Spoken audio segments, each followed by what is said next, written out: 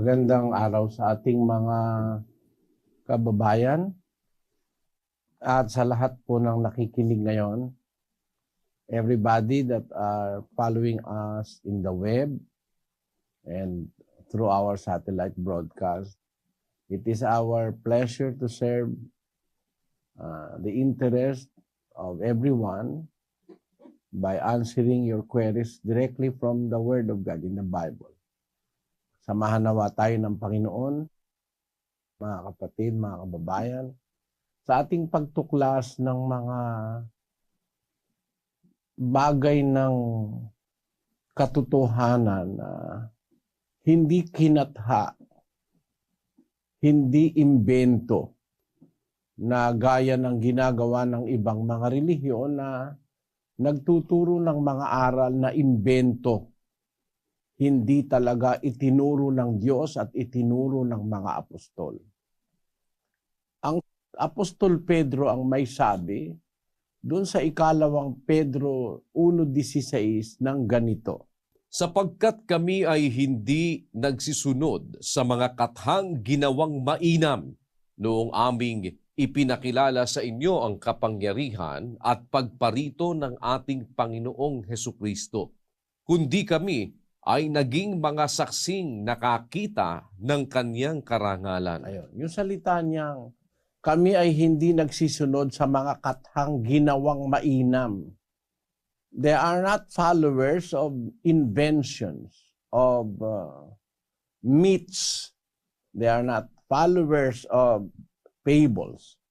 In English it says, for we have not followed cunningly devised fables. Mga katha-katha. Sa relihiyon po kasi sa ating panahon, marami na pong mga nakatha na aral na hindi naman po galing sa mga apostol. Huwag kayong magagalit mga kababayan. Ito po ay nangyayari sa katotohanan na isa sa mga pinaniniwalaan ng Pilipino na aral na yun daw batang maliit pagka hindi nabautismuhan, mapupunta sa limbo. Isang katha. Yun ang nasa Biblia na hindi naman ang bata kailangang mapunta sa limbo. Kahit hindi binyagan ang bata, ang bata talagang sa Diyos. Wala namang kasalanan niyang bata. Wala namang minanang kasalanan ng bata, kagaya ng sinasabi ng mga nagsasabing may limbo raw, na ang bata raw ay may minanang kasalanan. Di po totoo yun. Basahin natin ng Ezekiel 18, versikulo 20. Ang kaluluwa na nagkakasala, mamamatay. Ang anak ay hindi magdadanas ng kasamaan ng ama, o magdadanas man ang ama ng kasamaan ng anak. Ang katwiran ng matuwid ay sa kanya, at ang kasamaan ng masama ay sa kanya. Napakaliwanag nitong salita ng Diyos na ito. The soul that sinneth, it shall die. The son shall not bear the iniquity of the father, neither shall the father bear the iniquity of the son. The righteousness of the righteous shall be upon him, and the wickedness of the wicked shall be upon him. In Portuguese it says, a alma que pecare sa morrerá.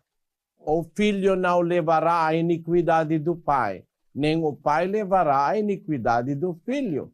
A justiça do justo ficará sobre ele, e a impiedade do ímpio cairá sobre ele. In Spanish it says, El alma que peque, esa morirá. El hijo no cargará con la iniquidad del padre, ni el padre cargará con la iniquidad del hijo. La justicia del justo será sobre él, y la maldad del impío será sobre él. In Kapampangan it says, in kaladwa mi kakasala iti Matea. In anak lalaki dala ning dewa ka na ning igpa. Ning igpa na dala ning dewa ka na ning anak lalaki. In katulira na ning matulid mi bili kaya. Ating dewa ka na ning marawak mi bili kaya. In Cebuano it says, ang kalag nga makasala kini mamatay. Ang anak dili magapasan sa kasalanan sa amahan, ni ang amahan magapasan sa kasalanan sa anak. ang pagkamatarong sa matarong anha kaniya, ug ang pagkadautan sa dautan anha kaniya. Kita nyo? In Ilocano it says, Ti kararwa nga agbasul matayto. Ti anak a lalaki di nantu awiten ti kinadangkes ti ama. Ket ti ama di nantumot awiten ti kinadangkes ti anak a lalaki. Ti kinalinteg ti nalinteg addan ken kuana. Ket ti kinadakes ti managdakdakes addan ken kuana. in Pangasinense it says, Say kamararwa aman kasalanan patay na ani.